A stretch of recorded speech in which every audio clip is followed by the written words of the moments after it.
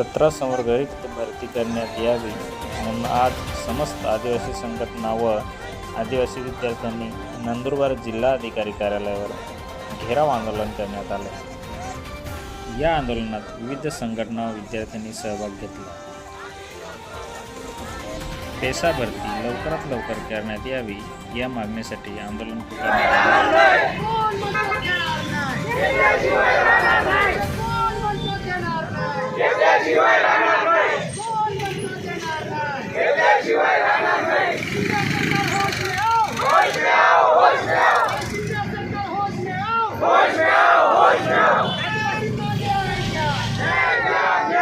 बातम्या आणि जाहिरातीसाठी संपर्क करा 8888394366।